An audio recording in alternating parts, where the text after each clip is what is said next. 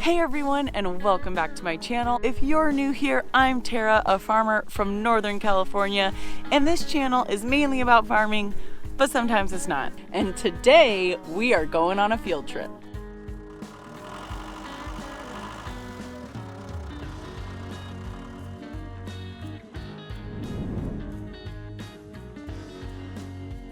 Okay, so for today's field trip, I'm out in Kingsburg, California, and we are with Jim and Ben Moore, son and father, right? Yep.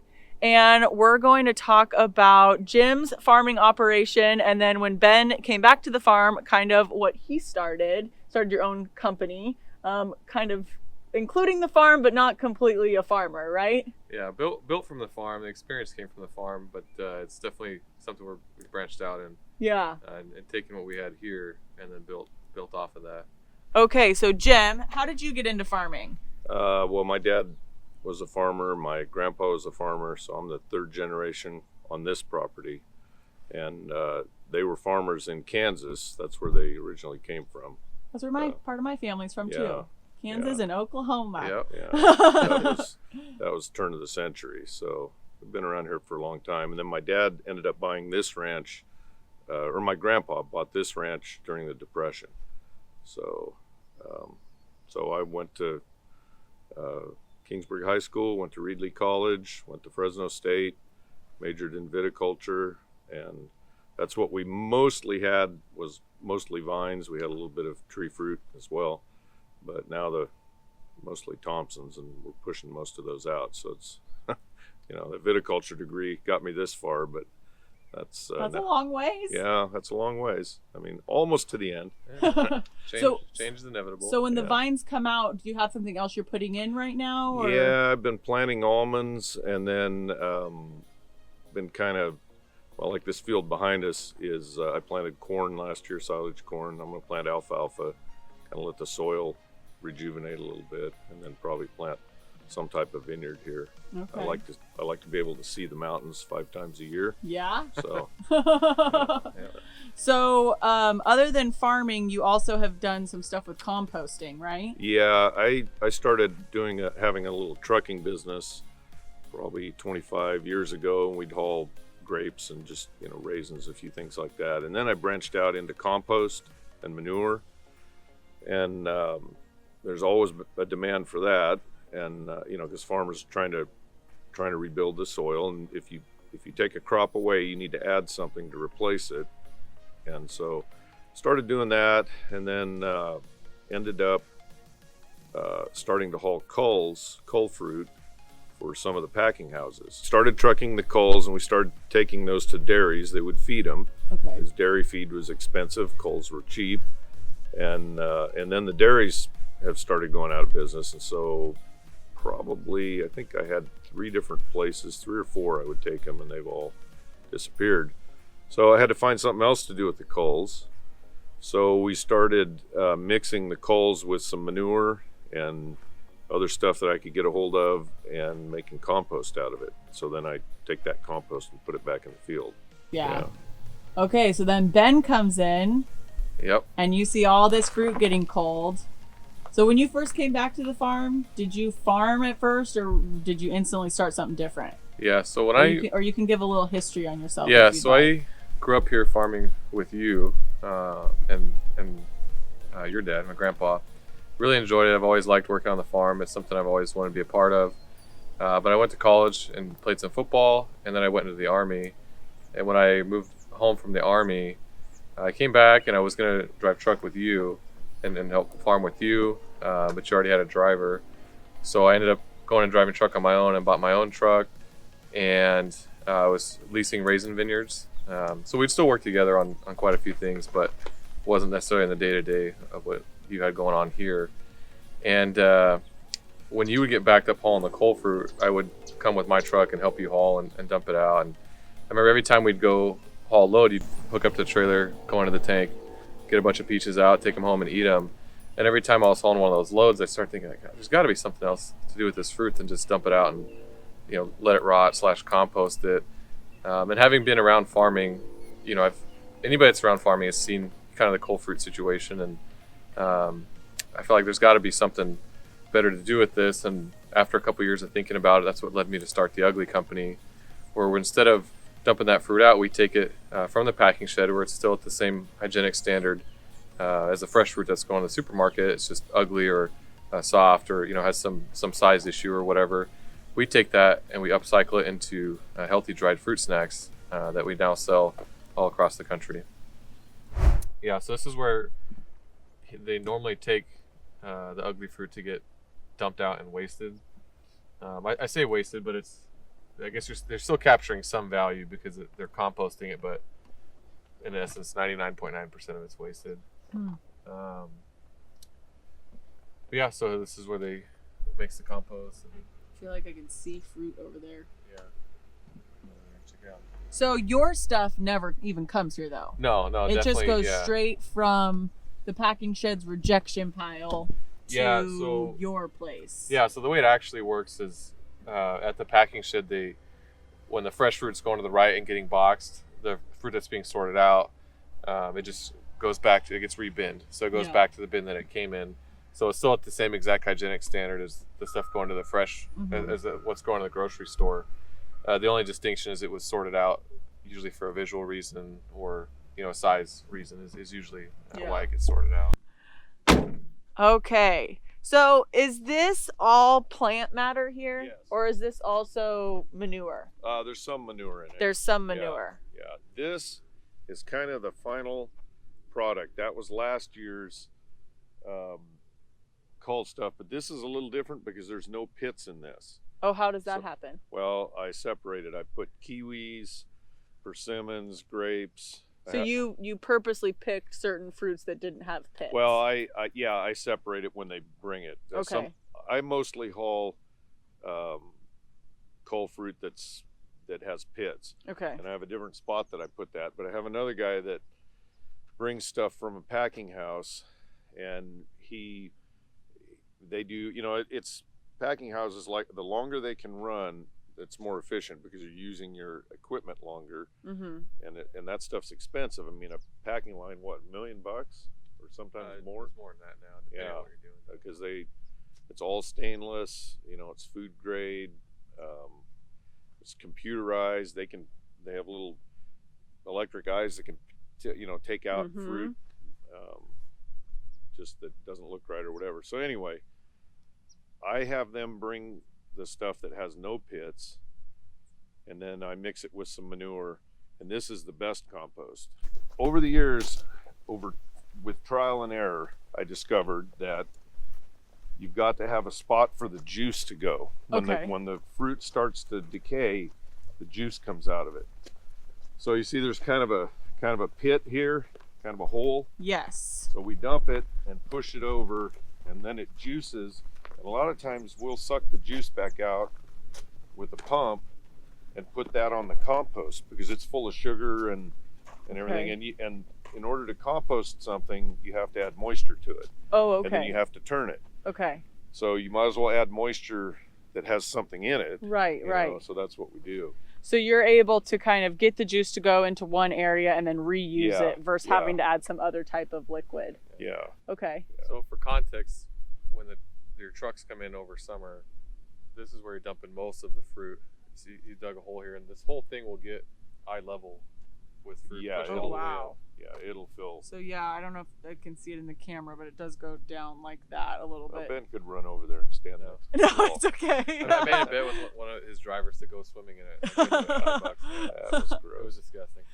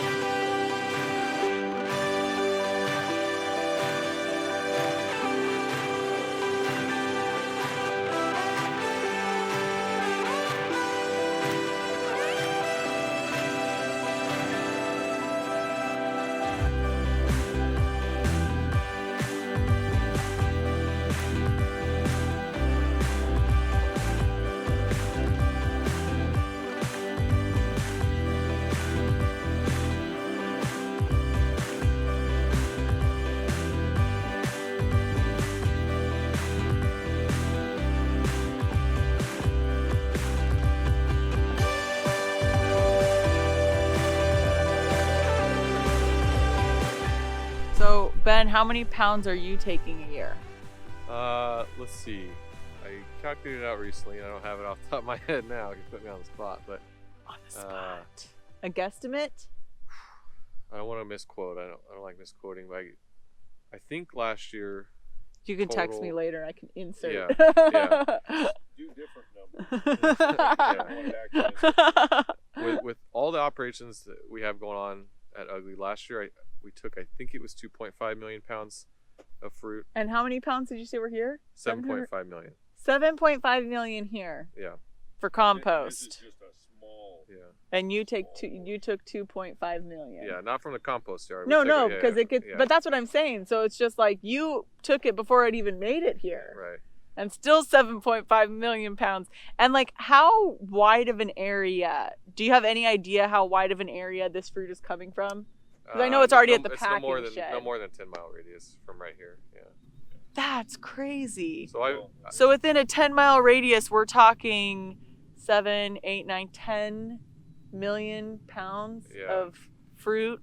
I've sat down with a couple growers and calculated out what we estimate based on the acreage farmed and how many loads a day the sheds have going out that are getting dumped. In peak season, 6 days a week, there's 2 to 4 million pounds of fruit within a 15-mile radius of here that gets thrown out every day.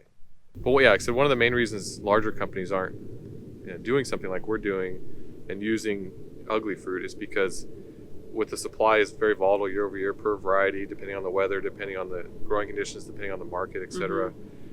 So to try and make that uniform product year over year, it's a very difficult challenge. You really have to understand the farming side of it to be able to tackle that problem. Yeah. So that's how we've been able to be successful by changing, first of all, the way our product looks doesn't matter. That's no longer an expectation with that.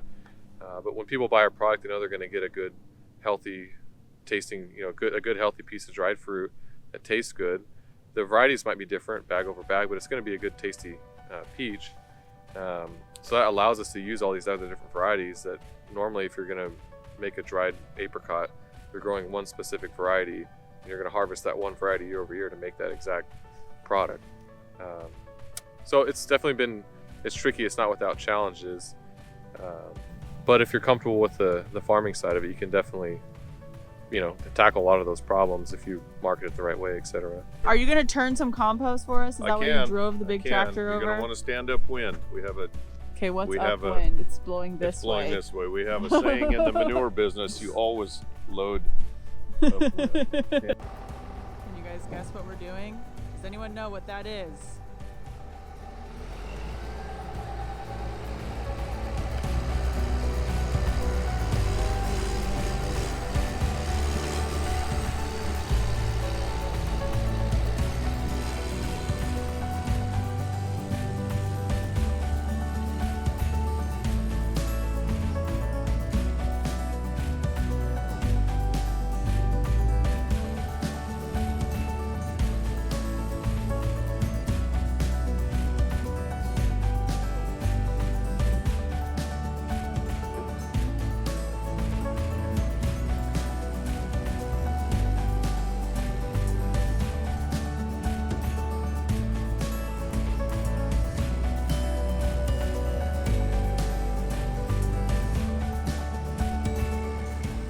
So is that steam coming out of it? Yeah, that's actually steam, and because it's hot inside, because the compost, it has to get up to around 140, 150 degrees down inside.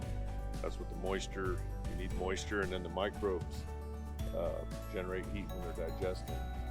And I feel like I kind of asked this already, but exactly how did you get into this? I just the kind of composting part? stumbled into it because I hauled manure. We still haul manure. Then I started hauling coals. A friend of mine worked for this packing house. They couldn't get anybody to haul them. So then when the coal thing, we hauled for several years. And then we got to where the dairies were going out of business. And so I had to have somewhere to put the stuff. And I thought, well, I'll compost it, because you can compost any vegetable material. Okay, so you were losing those dairies, which I remember you Yeah. saying. So you were just thinking, okay, well, I'll just be able to do this for myself. It's got to go somewhere, and I don't Yeah. really have anywhere to take it. Exactly. And this was kind of born. Exactly. I was raised, and so was he, that you don't waste something. Right. My dad had a saying, It was my favorite saying. And well, the saying is, use it up, wear it out, make it do, or do without. He grew up during the Depression, and that was their motto. That And sounds that's about kind of how right. farmers operate. You try to Yeah. use everything up, and so when he started helping me haul the culls, it's like, oh my gosh, look at all this fruit that's just, you know, just dumping it and pushing it into a pile. Yeah. It's just a waste. Yeah.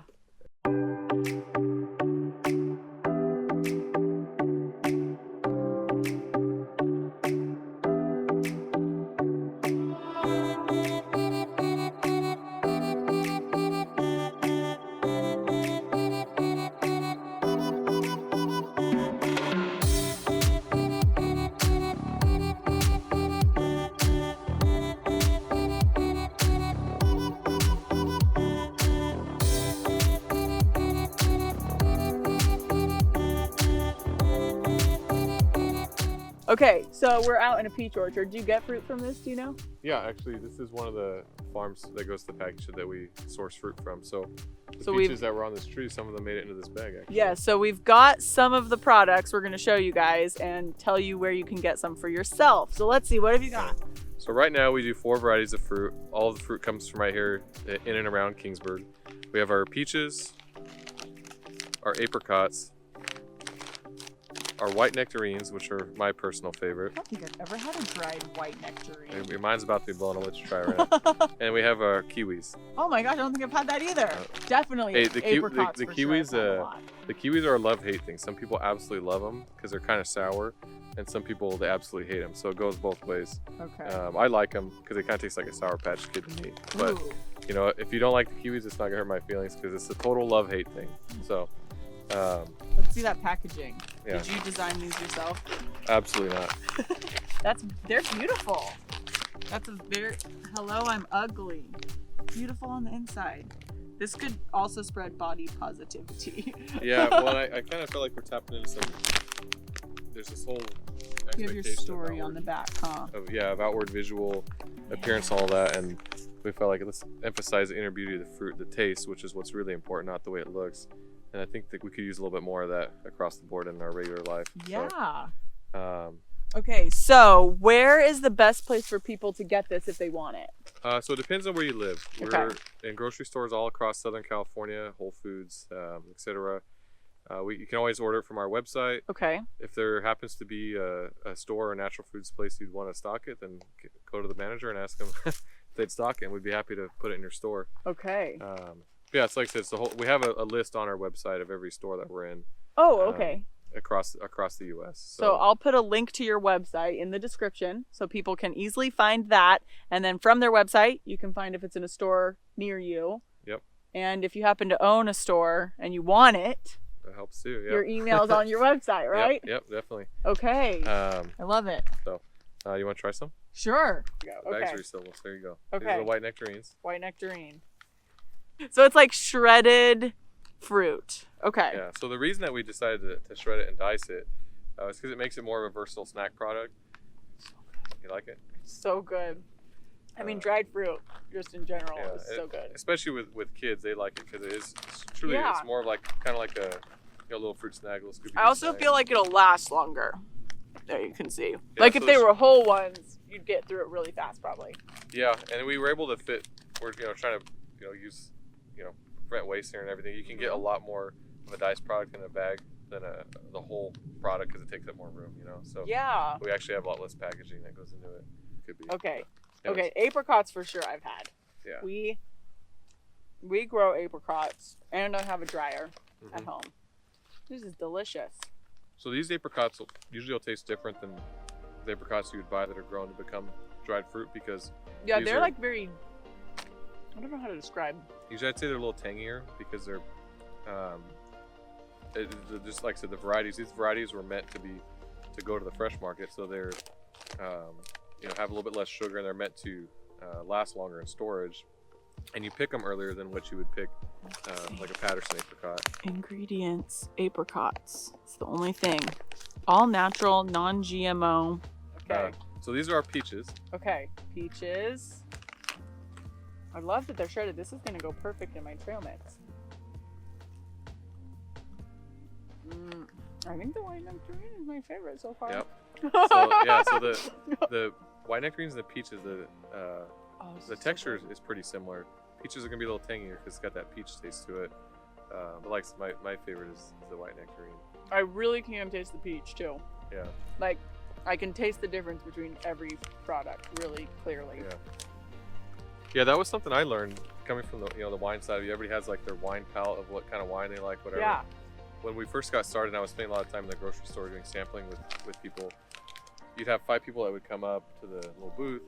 Somebody would try the apricots. They'd love the apricots, and they would hate the peach. I mean, oh, it's interesting, whatever. And then the person next to them would love the peach, hate the apricot. I realized when you only have one ingredient in the product, your flavor palette is really geared towards one thing or another. So Yeah. some people just really don't like apricots because that's where their taste buds work, and some people really don't like peaches, and vice versa. So Yeah. if you're like me and you're not picky, you eat everything. Yeah. But Yeah. It's so good. these are our kiwis. Okay. Sour Some of Patch them, Kids. some of them do have stems. Ooh, so you these just- are big yeah. guys. So Okay, you just don't want to eat the stems. So this is what I was expecting, I think, to see more in all of them. So the kiwi. Okay, what's the stem? Is that just this piece, or no, am I good? Yeah. Oh, So, you mean like a little stemmy on the top? Yeah. So the What's a reason stem? What kind of farmer am I? the reason that we didn't end up dicing the kiwis was just because of the way we process them. We can't get the stem out of it without wasting too much of the fruit. So we just ended up going with slices instead. So Okay, I can see this love-hate relationship thing. yeah. And it's got the skin on it. Yeah. Is there a reason for that? Will Just- it not hold together?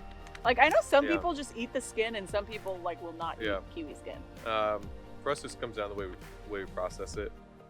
Like for me, I like it because it tastes like a Sour Patch Kid. Some people try it and they just absolutely love it. Some people are like, oh my god, that was not what I was expecting. I can't decide. I don't love it, but I don't hate it either. It's unique. Yeah. I think I would end up really liking it. I just would have to keep eating it to get used to it. Yeah. Well, people should try it Yeah. Try because it. they might love it. You really aren't going to know until you actually try it. So dried kiwi. Have you seen dried kiwi in the store? Is this a common thing? I don't think I've ever No. seen dried kiwi before. No. So that's awesome. It could be a niche market. Yeah, well, having been a raisin grower, farmed raisins my whole life, been around dried fruit for a long time, and I didn't really start experimenting with different dried fruits until I started making them out of the fruits we're using here, and it's pretty cool because when I actually lived in the Midwest when I was going to school out in Indiana, a lot of people didn't know what a nectarine was. Really? It's just not a common. They don't have them there? Well, definitely don't grow them there, but How funny. you're not always selling nectarines in the stores or time for lunch. Yeah, well, thank you so much. I appreciate it. Yeah. Those were delicious. They're beautiful. Beautiful packaging. All the Little ugly boxes, fruit. Sustainability. It's who we are and what we do. We're in it for the good of farmers. We're increasing the livelihoods and sustainable practices of 500 million smallholder farmers. We're in it for good.